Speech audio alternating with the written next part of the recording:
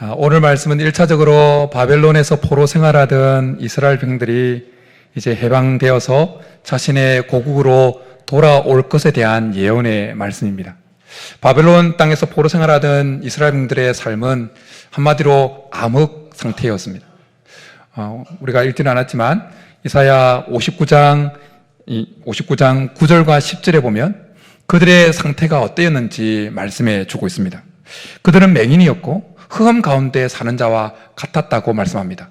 눈을 뜨고 있지만 그들이 마치 눈이 없는 자처럼 맹인처럼 낮을 살아가지만 밤에 걸려서 넘어지는 사람들처럼 넘어지는 삶을 살았다는 겁니다. 흑암에 짓눌려 살아가던 그들의 삶이 얼마나 비참했는지, 그들의 삶을 서글픈 현실을 노래했던 그 노래가 시편 137편에 남아 있습니다. 이렇게 노래합니다. 우리가 바벨론의 여러 강변에 거기 앉아서 시온을 기억하며 울었도다. 그 중에 버드나무에 우리가 우리의 수금을 걸었나니 이는 우리를 사로잡은 자가 거기서 우리에게 노래를 청하며 우리를 황폐하게 한 자가 기쁨을 청하고 자기들을 위하여 시온의 노래 중 하나를 노래하라 함이로다. 우리가 이방 땅에서 어찌 여호와의 노래를 부를까? 나라를 잃은 것도 슬픈데, 다른 민족에게 지배를 당하는 것도, 포로지에 끌려와서 사는 것도 슬프고 아프고 힘든데 놀리면서 여호와를 찬양했던 그 찬양을 노래 한 소절 엎으라고 그러니까, 그것도 그 지배자들의 기쁨을 위해서 노래 부르라고 그러니까 얼마나 마음이 힘들었겠습니까? 그들의 삶은 한마디로 암흑이었어요. 그렇지만 하나님께서 그 암흑 가운데 살아가는 그들에게 빛을 주셨고 영광을 임하게 하셨다는 겁니다. 빛이 그들에게 임했고 영광이 그들에게 임했다고 말씀해 줍니다. 그들의 현실은 지금 흑암이지만 하나님께서 이미 그들에게 빛을 주셨고 영광을 임하게 하셨기 때문에 그들은 원천적으로 이제는 일어나서 빛을 발할 수 있는 상태가 되었다는 겁니다. 그들에게 빛을 발할 수 있는 능력이 임했다는 거예요. 그러시면서 그들에게 명령하십니다. 일어나 빛을 발하라. 일어나서 빛을 발하라고 말씀합니다. 그런데 이스라엘 백성들은 일어나 빛을 발하기를 거부합니다. 아니, 일어나서 빛을 발하는 길을 힘들어합니다. 그들은 계속해서 그들이 머물렀던 흑암에 앉아 있으려고 합니다. 일어나기는커녕 빛을 발하기는커녕 어둠에 계속 주저앉아 있는 겁니다. 자기들은 해방될 수 없다고 패배감에 찌들려 살아가고 있습니다. 여전히 절망 가운데 살아가고 있었다는 것입니다. 뉴턴의 운동 법칙 가운데 제1법칙, 관성의 법칙을 우리가 기본적으로 배워서 알고 있죠. 어떤 물체가 운동하고 있으면 그 힘이 외부에서 힘이 가해지지 않으면 일정한 그 방향대로 계속 일정한 방향대로 흘러가려고 하는, 그 방향대로 계속 운동하려고 하는 그 법칙이 관성의 법칙입니다. 이 관성의 법칙은 물리적인 어떤 영역에서만 나타나는 것이 아니라 우리의 삶의 모습에도, 우리의 삶의 습관에도 그대로 나타납니다. 예배 일찍 오는 사람은 항상 일찍 오고 예배 늦게 오는 사람은 항상 늦게 옵니다. 왜? 관성에 젖어서요. 관성에 젖어서 갑니다. 드라마를 제작하는 사람들이 드라마의 1편부터 1화부터 제4화까지 엄청난 에너지와 시간과 물질을 쏟는다고 합니다.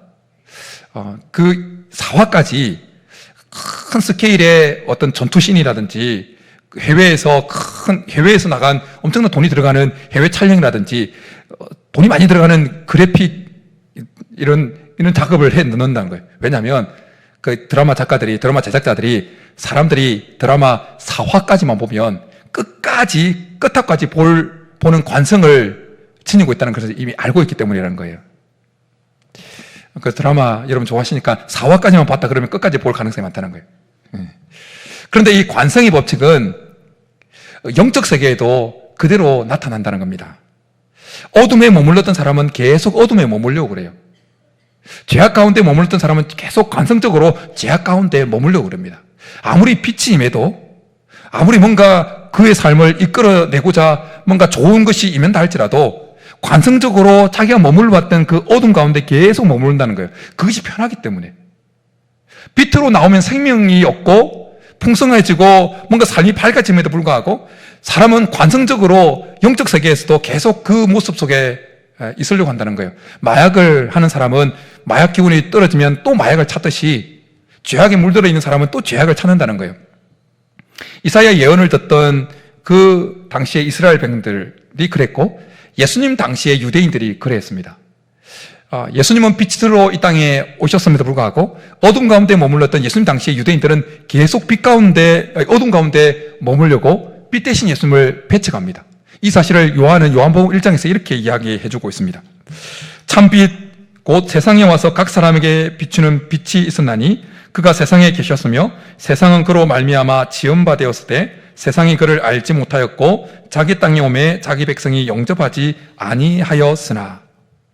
구약의 이스라엘 백성들이 일어나서 빛을 발하는 이 사명을 감당하는 데 실패했습니다. 그러자 하나님은 그 구약 이스라엘 백성들에게 주어졌던 일어나서 빛을 발하는 사명을 신약시대에 하나님의 백성된 자들인 우리들에게 넘겨주셨습니다. 오늘 예배 참석한 우리들에게는 일어나서 빛을 발해야 될 사명이 있는 줄 믿습니다. 하나님이 이 사실을 베드로 사도를 통해서 이렇게 말씀해주고 있습니다. 그러나 너희는 택하신 족속이요 왕같은 제사장들이요 거룩한 나라요 그의 소유된 백성이니, 이 말씀까지는 우리가 잘 알고 있죠. 이 뒷부분요, 이는 너희를 어두운 데서 불러내어 그의 기이한 빛에 들어가게 하신 이에 아름다운 덕을 선포하게 하려 하심이라. 우리에게 빛을 주고 우리가 거룩한 나라가 되어지고 왕같은 제사장 되게 만들었던 그 이유가 뭐냐?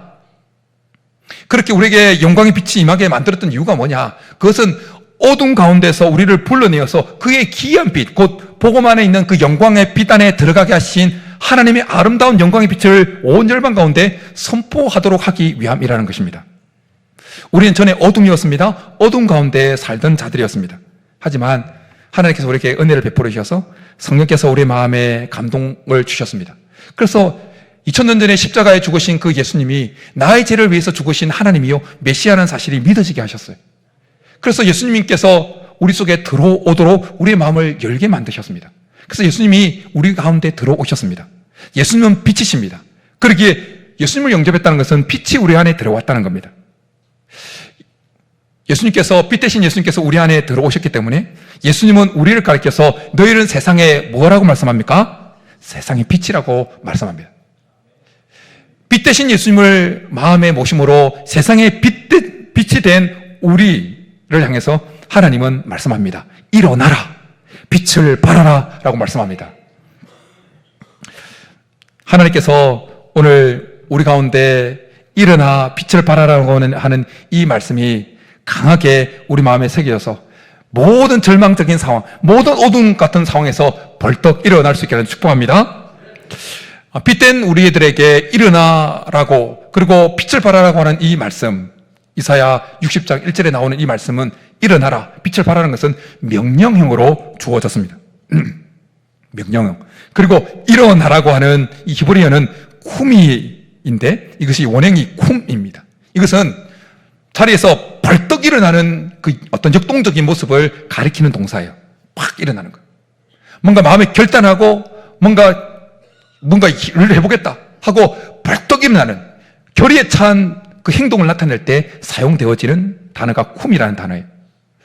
이것은 구약의 야곱의 인생에도 하나님께서 지시하신 그 모습 속에서 사용되어진 단어입니다. 야곱이 형 에서를 피해서 외삼촌 라반의 집이었던 바단 아람으로 피해를 갔다가 아주 오랜 후에 다시 고향으로 돌아오죠. 그리고 형 에서와의 관계도 풀어졌지만 집으로 바로 돌아오지 않습니다. 세겜이라는 곳에 머뭅니다. 그 세겜에 머물면서 일이 벌어지죠. 자신의 사랑하는 딸 디나가 그 세겜 땅의 족장이었던 세겜에게 강간을 당합니다. 이에 분노해서 야곱의 아들들이 속여서 거짓말을 해서 피해 복수를 해서 그 세겜 남자들을 다 죽게 만듭니다. 그러니까 주위에 연합하고 있는 족속들이 이제는 일어나서 야곱 가문이 완전히 몰살당할 수 있는 위기에 처한 것입니다. 야곱이 엄청 불안했습니다. 이제 끝장이구나. 앞에 캄캄했습니다. 이제는 모든 것이 끝났다고 하는 그 흑암이 야곱을 확 짓눌렀습니다. 그때 하나님께서 야곱에게 나타나십니다. 그리고 이렇게 말씀합니다. 일어나라, 베델로 올라가라. 그 절망과 불안과 흑암이 꽉 차서 이제는 앞이 보이지 않는 그 야곱에게 나타나셔서 하나님께서 일어나라, 쿰이라고 말씀하셨어요. 그리고 베델로 올라가라고 말씀합니다. 베델은 야곱에게서 어떤 곳입니까? 개인이 그의 삶에 있어서 아버지 하나님, 지금까지 하나님을 아버지 하나님, 아브라함이 섬기던 이삭의 하나님으로 알고 있었는데 자기가 개인의 하나님으로 만났던 첫 장소가 베델이었어요. 베델. 하나님은 오늘 이 시간에 우리에게 말씀합니다. 우리가 세경 같은 상황에 처해 있는 우리들에게 일어나라고 말씀합니다. 불안과 염려와 흑암 같은 상황에 놓여 있는 우리들에게 일어나라고 말씀합니다. 일어나서 빛을 발하라고 말씀합니다. 생명의 빛, 영광의 빛을 받은 우리들이 그냥 쭈그러져 있는 그 모습을 보실 때 하나님은 마음이 안타까운 거예요. 여러분, 우리가 자녀들을 키우면서 자녀들이 뭔가 외톨이가 돼가서 막 집안에 소위 말해서 처박혀가지고 밖으로 나가지도 않고 뭔가 우울증에 공황장애를 얻어가지고 집 밖으로도 못 나가고 그냥 집안에서 막 자기 방 문 걸어 잠그고 있는 모습을 보면 부모된 우리의 마음이 어떻겠습니까? 안타까운 거죠. 좀 방문 열고 나가서 집도 나가고 그냥 활기차게 뭔가 일어나서 활동하기를 원하는 것이 부모의 마음일 거예요. 마찬가지입니다. 이미 하나님은 우리에게 빛을 주셨고 영광을 임하게 하셨는데 불구하고 여전히 우리가 처해 있는 그 문제에 매몰되어서 죽었다고 절망하고 어둠 가운데 그 주저앉아 있는 모습을 보실 때 하나님은 마음이 안타까운 거예요. 그래서 하나님은 일어나라고 말씀합니다. 오늘 하나님께서 예배에 동참한 우리 가운데 일어날 수 있는 힘을 허락해 주시기를 간절히 축복합니다. 더 빛이 강하게 우리 가운데 역사해 주시기를 간절히 축복합니다. 어제 교사대학 때 소요리 문답을 제가 강의를 했는데 소요리 문답은 107문까지 있어요. 그런데 10가지 질문을 준비했는데 시간 또 없어가지고 5가지만 정했어요. 근데 우리가 여러 번 들어서 알겠지만 소요리 문답 제1 질문이 뭡니까? 사람이 제일 되는 목적은 무엇입니까? 이거죠. 그 답은 뭡니까? 사람이 제일 되는 목적은 하나님을 영화롭게 하는 것과 그를 영원히 즐거워하는 것이다 입니다. 하나님을 영화롭게 하는 것은 우리가 하나님께 찬양을 드리면서 우리가 받은 그 영광을 하나님께 반사해서 하나님께 올려드리는 것이 하나님을 영화롭게 하는 것이다 라고 그렇게 강의 중에 설명을 드렸습니다.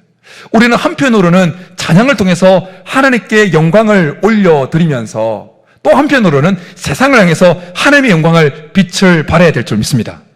우리 가운데 임한 그 하나님의 빛, 영광을 우리가 세상을 향해서 빛을 발해야 된다는 것입니다. 성경은 우리가 세상을 향해서 하나님의 그 영광의 빛을 발할 수 있는 방법을 2가지를 제시합니다.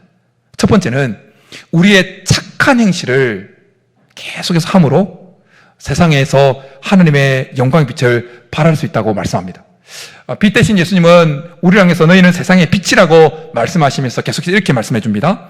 이같이 너희 빛이 사람 앞에 비치게 하여 그들로 너의 착한 행실을 보고 하늘에 계신 너의 아버지께 영광을 돌리게 하라. 우리가 세상을 향해서 착하게 행하는 그 행실들은 세상을 향해서 하나님의 영광의 빛을 발산하는 통로가 되어지고 도구가 되어진다라는 것입니다. 우리 교회는 매년 11월 추수감사절 그 시즌 절기가 되어지면 교회 밖에 있는 어려운 가정들에게 사랑을 흘려보냅니다.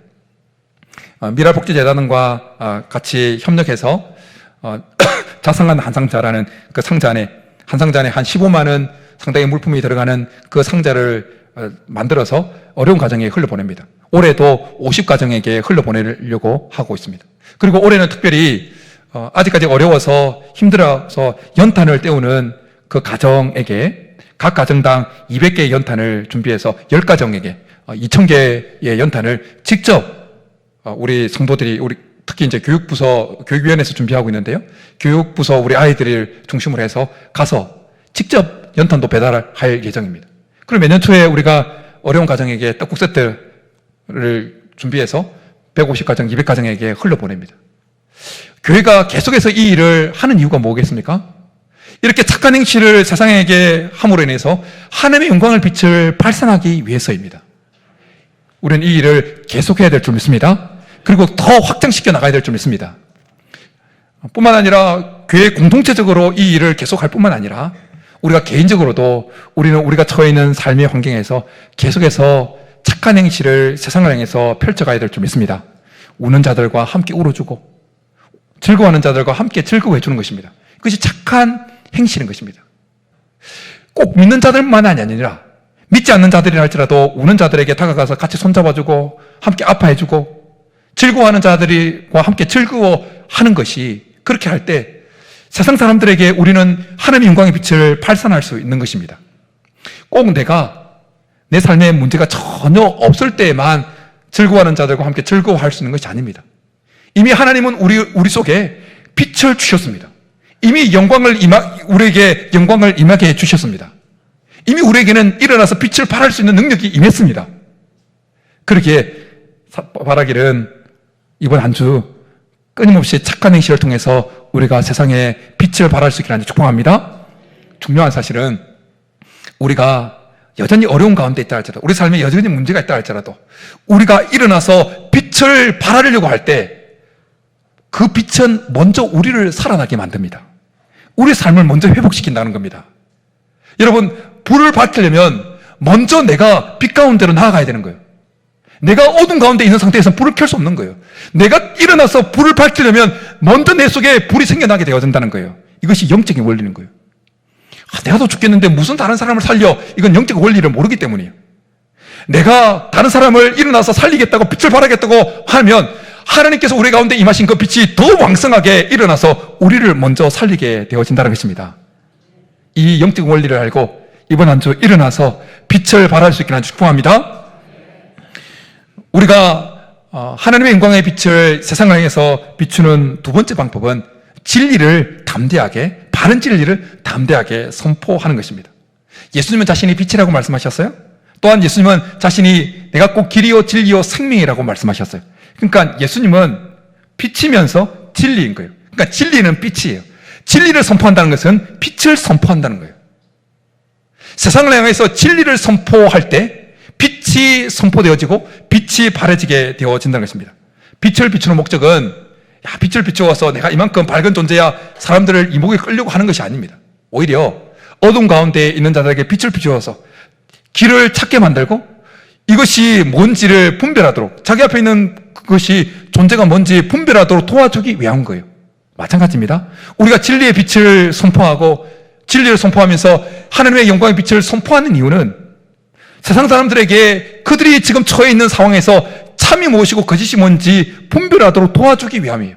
그들이 지금 걸어가고 있는 삶의 종착지에 뭐가 맞이할지, 뭐가 다가올지를 알려주기 위해서 빛을 선포하는 것입니다. 우리가 빛을 비춰야 하는 그 영역은 교회 안만이 아니에요. 하나님께서 창조하신 모든 세상의 영역인 것입니다. 집안에 불을 켜면 어느 한 영역만 밝아집니까?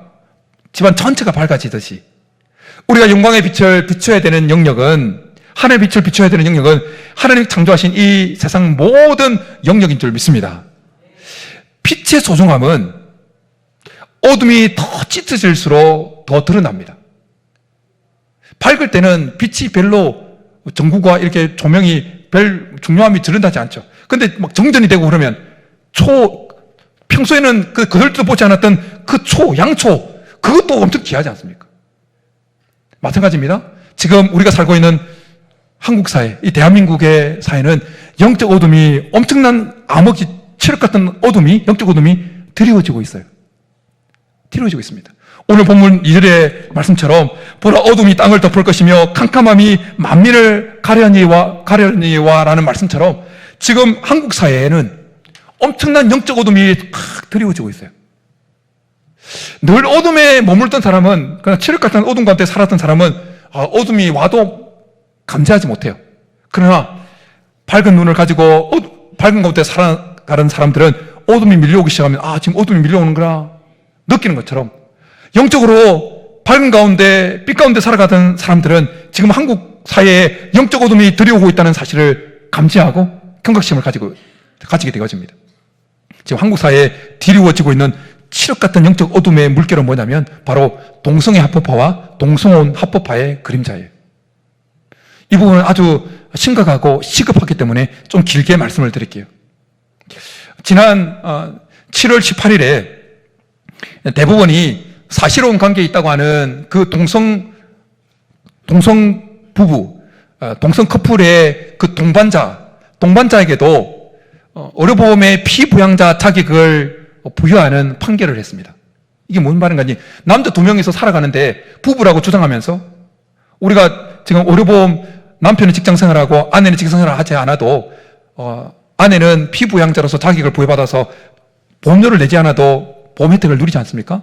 그런데 지금 남자 2명이 같이 살면서 부부라고 하면서 아니 지금 우리에게도 내 동반자에게도 피부양자 자격을 의료보험 피부양자 자격을 내놓으라고 의료보험공단에 대해서 소를 제기했어요. 그 일에 대해서 대법원이 그렇게 하라고 피부양자 자격을 부여하라고 판결을 내려줬어요. 지금 사법부가 이 판결을 했기 때문에 그러면 입법부에서 법으로 이걸 제정할 가능성이 훨씬 높아졌어요. 여기서 막지 못하면 대한민국의 미래는 없습니다. 이 판결은 사회 근간을 이루고 있는 남자와 여자로 이루어진 그 가정의 근간을 흔들어버리는 판결입니다. 동성애가 합법화되어지면 그 다음 단계는 동성혼의 합법화예요. 남자끼리, 여자끼리 부부로 맺어진 것이 정식으로 인정되어지는 법인 거예요. 그렇지 않아도 지금 인구 절벽인데 그러면 동성혼이 합법화되어지면 이제는 우리나라가 미래가 없는 거예요. 대한민국의 대법원 헌재에도 결혼을 정의하기를 한 남자와 한 여자가 육체적으로 정신적으로 결합한 상태라고 그렇게 정의하고 있어요. 무엇보다도 하나님 말씀인 성경이 결혼은 한 남자와 여자가 정신적으로 육체적으로 결합한 상태라고 정의하고 있어요. 결혼의 법을, 가정의 법을 제정하신 분이 우리 하나님이십니다. 하나님께서 아담을 창조하시고 그리고 갈비뼈를 취해서 하와를 만드시고는 그 하와를 아담 곁에 데려오시고는 이렇게 말씀하셨어요. 이러므로 남자가 부모를 떠나 그의 아내와 합하여 둘이 한 몸이 이룰지로다. 가정을 이루셨어요. 가정이 이루어지게 하셨습니다. 동성애 합법화, 동성혼의 합법화는 하나님이 제정한 이 가정의 질서, 가정의 법, 결혼의 법을 정면으로 대항하는 것이고 그리고 우리나라 헌법을 정면으로 대항하고 거부하는 것입니다. 2014년에 동성혼이 합법화되어진 영국은 전 국민의 교회 출석률은 1%예요. 100명 중에 1명만 출석합니다. 그리고 2017년에 동성애가 합법화되어진 독일은 교회 출석률이, 전 국민의 출석률이 1.3%밖에 안 됩니다. 100명 중에 1명 나갈까 말까요? 여러분, 영국은 어떤 나라입니까? 한때 해가 지지 않는 나라라는 이름을 들었고 전 세계 선교사를 가장 많이 파송했던 나라였어요. 그런데 동성애가 합법화되어지고 난 이후에 영국은 여러 면에서 그냥 급속하게 못 사는 나라로 전락하고 있습니다. 그리고 독일은 어떤 나라입니까? 루터가 종교개혁을 일으켰던 나라예요. 근데 지금 그 나라가 영적 암흑기에 들어가 있다는 것입니다. 동성애가 합법화되어지면 초, 중, 고 등 학교에서 이성의 성교육뿐만 아니라 지금은 성교육이 의무화되어서 의무적으로 가르치면서 남성과 여성 간의 어떤 성에 대한 교육을 의무적으로 가르치지만 동성애가 합법화되어지면 이제 동성애 성교육을 의무적으로 실시해야 된다는 거예요. 이미 동성애가 합법화되어진 캐나다 교육청에서 각 학교에서 동성애 교육을 실시하라고 공지를 내리면서 동성애 이 성교육의 그 내용이 어떤 내용인지 차마 강대상에서 말하기 부끄러운 그런 내용을 하라고 공지를 내려보냈어요. 그 공지를 받고 학부모들이 난리가 났어요. 항의를 했습니다. 절대 그런 내용을 우리 자녀들에게 가르치게 할 수는 없다. 일어났습니다. 그런데 그 항의가 아무 소용이 없었어요. 왜냐하면 이미 법이 학교에서 동성애 성교육도 해야 된다고 법으로 제정되었기 때문이에요. 법이라는 것이 이만큼 무섭습니다. 한번 제정되어지면 잘못되어도 그냥 법대로 흘러가게 되어 있어요. 이미 동성애가 합법화되어진 미국에서는 학교에서 동성애 성교육을 하고 난 이후에 아직까지 어떤 아이들 중에는 성적 내가 확실히 남자다, 여자다, 성적 색성이 확립되지 않은 아이들도 있지 않겠습니까? 그런 아이들이 동성애 성교육을 받고 난 이후에 무려 50%나 자기는 동성애를 하겠다고 한 그 확률이, 그 동성애라고 말한 그 비율이 50%나 늘어나가 버렸다는 거예요. 동성애가 합법화되어지면 에이즈가 급속하게 확산되어집니다. 동성애 하는 분이 아니라고 하지만 그건 과학적으로, 의학적으로, 통계적으로 나타나고 있습니다. 우리나라 2022년 에이즈 감염자가 2022년 말 기준으로 15,880명이에요. 그리고 매년 1,000명씩 에이즈 감염자가 늘어나요. 작년에 에이즈 감염자가 1,066명이었습니다. 그리고 에이즈 감염되어지면 처음부터 끝까지 그 치료 비용은 모두 국민들이 낸 세금으로 다 감당합니다. 서울에 있는 에이즈 환자가 내가 제주도에 가서 내가 치료받고 싶다 그러면 비행기 값도 세금으로 냅니다. 세금으로 다 지불합니다. 그런데 지금 우리나라는 동성애가 합법화가 안 됐는데도 매년 1000명씩 에이즈 감염자가 늘어나요. 그런데 동성애가 합법화되진 미국은 에이즈 감염률이 우리나라의 19배 이상이라는 거예요. 심각합니다, 지금. 동성애가 합법화 되어지면 에이즈가 만연할 뿐만 아니라 양심의 자유, 종교의 자유는 박탈당하고 억압당합니다. 여러분, 동성애가 합법화되어지고 동성혼이 합법화되어져도 어른 세대는 그래도 괜찮을 수 있어요. 이제 이미 많이 살았지 않습니까? 아닙니까? 이미 결혼도 했고, 예. 뭐 결혼 못 하신 분들한테 미안한데, 이미 결혼도 했고, 이미 이만큼 살았으니까, 우리 세대는 괜찮습니다. 동성혼이 되고, 동성 합법화돼도. 근데 문제는 우리 자녀들 세대예요. 우리 자녀들 세대. 미래가 없는 거예요. 동성애가 합법화되어지고, 동성혼이 합법화되어지면, 우리 자녀들의 세대는 그냥 혼란 가운데 빠지는 거예요. 그래서 윤리적으로, 도덕적으로 그냥 완전히 타락해버려요. 여러분, 이제 자녀들이 결혼한다고 데려왔는데, 사이라고 데려왔는데 여자입니다. 며느리라고 데려왔는데 남자예요. 이거 웃을 일이 아니라는 거예요, 지금. 이런 표현 써서 죄송합니다. 그럼 미치고 환장하는 거죠, 그러면. 영상 하나를 볼 텐데요. 이미 동성애가 합법화되어 동성혼이 합법화되어진 미국과 그리고 캐나다에서 일어난 일이에요. 얼마나 지금 심각한지 한번 영상 이미 목자들을 통해서 한번 보았던 것인데 그걸 보면서 얼마나 영적 토양이 황폐해질 수 있는지, 동성애가 합법화되어지면 황폐해질 수 있는지 잘 보여주는 영상이에요. 한번 같이 한번 보도록 하겠습니다. 한 3분 정도 돼요. 논란이 되고 있는 동성애 갈등이 교계로까지 번지고 있습니다. 동성 결혼을 찬성하는 교단의 볼륨 조금만 더 올려주세요. 일부 한인 목사들이 파면당하는 일도 발생하고 있습니다. 이두현 기자의 보도입니다.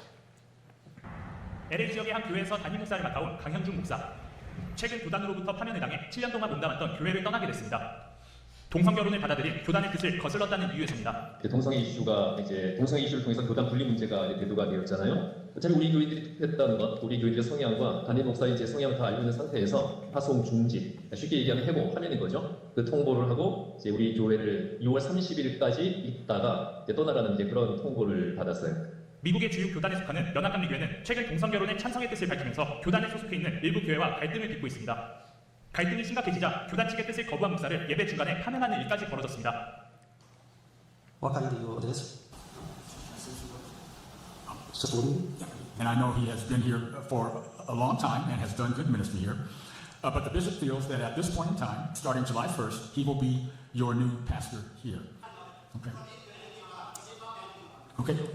If you sit down, I will close. 그리고 이제 저희 교회 같은 경우는 이제 교단 탈퇴를 결정했어요. 3분의 2 이상 79%가 찬성을 해서 결정을 했는데 담임 목사님, 저희 20년 동안 같이 신앙생활하고 아무 문제 없이 잘 지내시던 분을 이제 하루아침에 예고도 없이 이제 이달 말로 해고를 조치를 취했습니다. 최근 캐나다의 한 가톨릭 고등학교는 트랜스젠더 정책에 반대한다는 이유로 한 학생에게 정학 처분을 내렸습니다. 이 학생은 종교 자유가 공격당했다고 주장합니다. 자세한 소식 알아봅니다. 16살의 조시 알렉산더는 학교의 트랜스젠더 화장실 정책에 반대했습니다. 조시는 자신의 시련이 지난해 10월 온타리오주 레프로에 있는 세인트 조세 가톨릭 고등학교에서 시작됐다고 말했습니다. 하나님이 2개의 성별만을 만들었다고 믿는 조시는 2명의 트랜스젠더 학생들에게 대명사 사용을 거부했습니다. Female students in the school informed me that male students were using the female washrooms and they were concerned by this. So I decided to talk about that.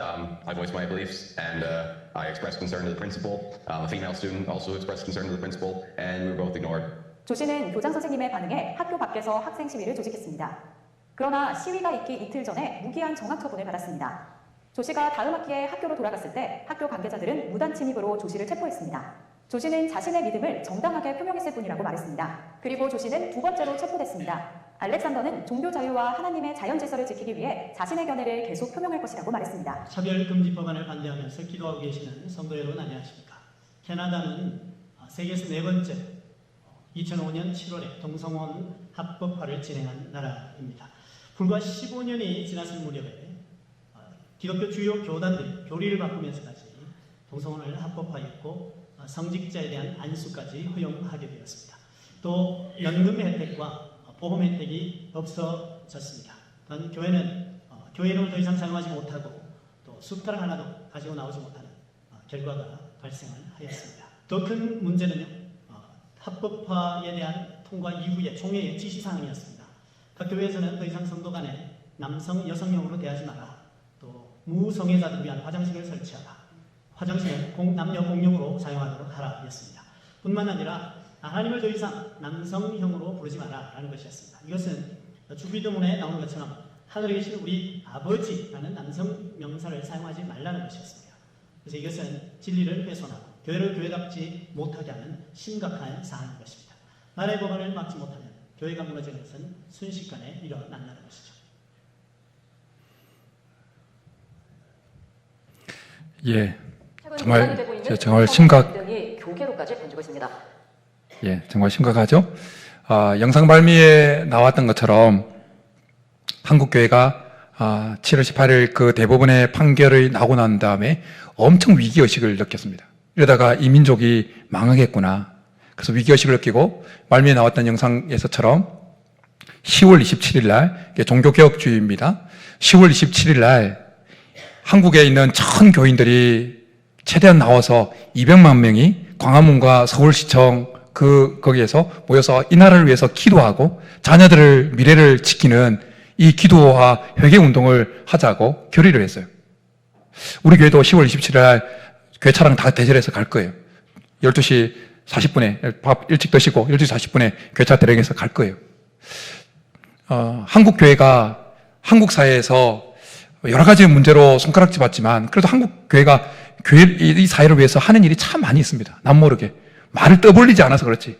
우리 교회만 해도 업성급의 것처럼 남모르게 말합니다. 그렇지만 한국 사회에서 엄청 교회가 힘을 쓰지 못해요. 정부는 기독교를 별로 힘없는 종교로 봅니다. 그래서 얼마나 넘쳐요. 근데 이단이 어떤 신천지인을 보십시오. 세력이 엄청 약한데도 조금만 건드리면 벌떼같이 일어나니까 손을 못 대요. 손을 못 댑니다. 이번에 한국교회가 다 같이 이 일에 일어나려고 그래요. 그래서 이번 가을에 여러 교단들이 있는데 총회마다 다 결의를 해요. 총회마다 이번 10월 27일 날 거기에 참여하겠다. 그리고 한국에 서울에 여의도 중보교회를 비롯해서 큰 교회들이 많지 않습니까? 몇만 명 되어지고 수십만 명 되어지는 교회들이 있는데 그 대형 교회 10개 교회 가운데 6개 교회가 그날 오후에 2시부터 5시까지 동참하겠다고 담임 목사님 다 확정을 했어요. 우리 교회도 동참하기를 원해요. 그날 그곳에서 하나님의 진리를 선포하면서 빛을 선포할 거예요. 대한민국을 향해서, 국민들을 향해서 무엇이 참인지, 무엇이 거짓인지, 이 나라가 계속 이렇게 가면 어떻게 가야 밝은 미래가 있고 우리 자녀들의 세대 가운데 어떻게 가야 이 민족이 계속해서 정상적인 나라로, 건강한 나라로 갈 수 있을지 진리를 선포하게 될 거예요. 지금 한국 교회와 한국 사회는 골든타임 안에 있습니다. 여러분 골든타임 아시잖아요. 심정지가 왔을 때 4분이 골든타임이라고 그래요. 4분이 넘어가면 뇌가 손상이 일어납니다. 그리고 5분 지나면 사망할 확률이 확 올라간다고 그래요. 지난주 제가 살고 있는 아파트 단지에 어떤 남성분이 한 제 나이쯤 되어지는 것 같아요. 분이 차를 타고 출근하다가 심정지가 왔어요. 그리고 5대를 받고 그중에 제 차가 한 대 포함되어 있어요. 예. 5대를 파고 막 해서 제 차도 뒤에 엉망이 됐어요. 그리고 심정지가 왔는데 골든타임을 놓쳐가지고 결국 목숨을 잃었어요. 지금 한국 교회와 한국 사회가 대한민국이 지금 골든타임 앞에 있다고요. 이 시기를 놓치면 돌이킬 수가 없어요. 법이 제정되어 버린다. 아무리 그때는 노력해도 방향을 돌이킬 수가 없어요. 이미 동성혼과 동성혼이 합법화되어진, 언급되어진 그 뉴스에 나오는, 그리고 설교에서 언급했던 그 나라들처럼 그런 일이 우리나라에도 곧 닥친다는 거예요. 골든타임이에요. 그래서 지금 위기의식을 느끼고 한국 교회 목사님들이 앞서서 일어나려고 한다는 것입니다. 아인슈타인이 이런 말을 했다고 그럽니다. 이 세상은 악을 행하는 자에 의해서 망하는 것이 아니라 악을 행하는 자를 보고도 아무 말을 하지 않는 자에 의해서 망한다. 참 마음에 울림을 주는 말이죠. 세상은 악한 자들에 의해서, 악을 행하는 자들에 의해서 망하는 것이 아니라 악을 행하는 자들에 대해서 아무 말도 하지 않는, 침묵으로 일관을 하는 자들 때문에 망한다는 거예요. 지금 한국 사회가 망해가는 쪽으로 흘러가고 있는데 침묵하고 있다면 세상은 누구 때문에 망하느냐면 침묵하고 있는 우리 때문에 망한다는 거예요. 마지막 날 우리가 하나님 앞에 나서서 다 판결을 받을 거예요. 우리 다음 세대가, 우리 자녀들 세대가 영적 엉망으로 되어 있는 토양 속에서 살게 되어진 그렇게 되어진 것에 대해서 우리가 하나님 앞에 섰을 때 뭔가 판결을 받을 텐데 우리가 하나님 앞에서 할 말이 있어야 되지 않겠습니까? 우리가 뭔가 최선을 다해서 그래서 뭔가 막아보려고 애쓰고 노력하고 했다고 하나님 앞에 뭔가 변명거리라도 있어야 되지 않겠습니까? 여러분, 등대가 세워진 이유가 뭡니까? 캄캄한 바닷가에 그 배들에게 빛을 비춰서 길을 제시하기 위한 거예요. 암초에 부딪히지 않도록 하기 위한 겁니다. 빛으로 부름받은 우리, 빛이 임했고 하나님의 영광이 임했던 우리, 등대로 부름받은 우리가 이제는 일어나서 이 조국을 향해서 진리의 빛을 비춰야 되는 것입니다. 그래야 이 나라가 암초를 만나서 침몰하지 않도록 해야 되는 것입니다. 사랑하는 성도 여러분, 우리에게는 이미 빛이 임했습니다. 바라기는 이번 한 주 우리가 할 수 있는 그 착한 행실을 세상을 향해서 계속해서 행함으로, 또한 진리를 계속해서 선포함으로 빛을 비출 수 있게 하는 데 축복합니다. 그러면 빛 대신 하나님께서 먼저 우리를 살아나게 하실 뿐만 아니라 그 빛을 선포함으로 이 민족이 살아나고 이 사회가 살아나는 은혜가 우리를 통해서 일어나게 될 줄 믿습니다. 이제 우리 말씀 생각하면서 일어나라 주의 백성, 우리 힘차게 박수 치면서 찬양하며 나가겠습니다.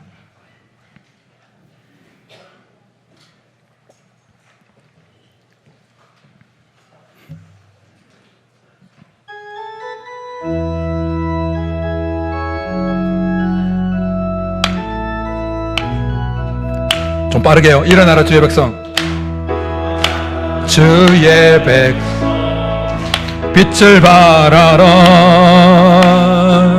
주가 너의 영광으로 임하시리라. 일어나라 주의 백성, 일어나라 주의 백성 빛을 발하라.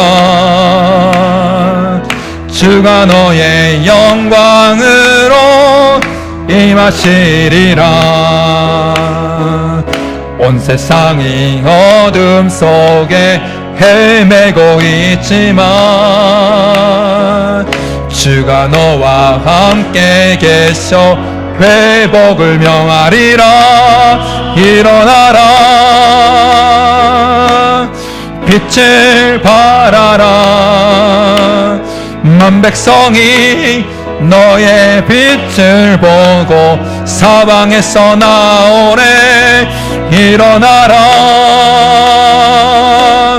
빛을 발하라. 만 백성이 자유함을 얻어 기뻐. 일어나라 빛을 발하라. 만 백성이 너의 빛을 보고 사방에서 나오래. 일어나라 빛을 발하라. 만 백성이 자유함을 얻어 기뻐하는도다. 할렐루야. 우리 한번 같이 한번 기도하겠습니다. 하나님, 이미 빛을 받은 우리가 우리의 문제에 매몰되어서 주저앉아 있지 않게 하시고, 우리가 처해 있는 그 어둠에 매몰되어 있지 않게 하시고, 이미 받은 그 빛의 능력으로 일어나서 빛을 발할 수 있게 도와달라고. 일어나서 빛을 발함으로 이 민족을 살리고, 우리의 가정을 살리고, 우리의 자녀들을, 다음 세대를 살리는 우리가 되게 도와달라고. 어둠에 있는 자들을 생명의 빛으로 이끌어낼 수 있는 우리가 되게 도와달라고. 착한 행실을 통해서, 진리를 선포함을 통해서 빛을 발하는 한 주간이 되게 도와달라고. 우리 한번 말씀 생각하면서 주여 부르기 때문에 나가겠습니다. 주여. 살아계신 하나님, 이 시대는 끊임없이 암흑 가운데, 더 깊은 암흑 가운데 들어가고 있는 가운데 하나님, 우리가 일어나 빛을 발하게 도와주옵소서. 이미 우리에게 빛을 주시고 이미 우리에게 영광이 임하게 하셨던 하나님, 우리가 우리의 삶에 있는 그 문제 앞에 문제 속에 매몰되어 살아가는 것이 아니라, 주저앉아 있는 것이 아니라 벌떡 일어나서 빛을 발하게 도와주시옵소서. 빛을 발함으로 우리가 착한 행실을 함으로 또한 진리를 선포함으로 하나님 세상을 향하여 빛을 발하게 도와주시옵소서. 빛을 발함으로 먼저 우리가 살아나는 것을 경험하게 하여 주시고 또한 우리 자녀들이 빛 가운데 일어나며 하늘 어둠 가운데 있는 수많은 영혼들이 참 빛으로 생명의 비단으로 나오는 것을 경험하게 도와주시옵소서. 무엇보다도 이 나라의 민족을 주께서 불쌍히 여기시고 하나님께서 도와주셔서 우리 다음 세대, 우리 자녀들의 세대가 영적 혼돈 가운데 윤리적으로 하나님 도덕적으로 타락한 이 세대 속에서 살아가지 않도록 주님 이 나라를 지켜주시고 이 나라를 불쌍히 여기시고 살려주시옵소서. 회복시켜 주시옵소서. 우리가 진리를 선포함으로 이 나라의 빛을 선포하고 이 나라 이 민족이 나아갈 길을 제시할 수 있도록 주께서 도와주시옵소서. 주께서 역사하여 주시옵소서. 기도드립니다. 살아계신 하나님 아버지, 우리에게 이미 빛을 주시고 영광이 임하게 하신 하나님, 우리가 일어나서 빛을 발하게 도와주시옵소서. 우리가 처해 있는 아픔 속에 매몰되어 있지 않게 하시고 우리가 처해 있는 문제 속에 어려움 속에 매몰되어 있는 것이 아니라 이미 주신 그 빛의 능력으로 벌떡 일어나 빛을 발하게 도와주시옵소서. 이웃들에게, 믿지 않는 자들에게 착한 행실을 계속해서 함으로 또한 진리를 담대하게 선포함으로 영광의 빛을 계속해서 선포하게 도와주시옵소서. 그래서 죽어가는 수많은 영혼들이 생명의 빛 가운데로 나오게 하여 주시옵소서. 이 나라 이 민족을 주께서 기억하시고 불쌍히 여기시고 하나님 우리 다음 세대 우리 자녀들이 영적 혼탁한 가운데 윤리적으로 도덕적으로 타락한 이 시대 가운데 살아가지 않도록 이 민족을 지켜 주시옵소서. 그렇게 주시기를 간절히 바라고 나오며 예수님의 이름으로 축복하며 기도드립니다. 아멘.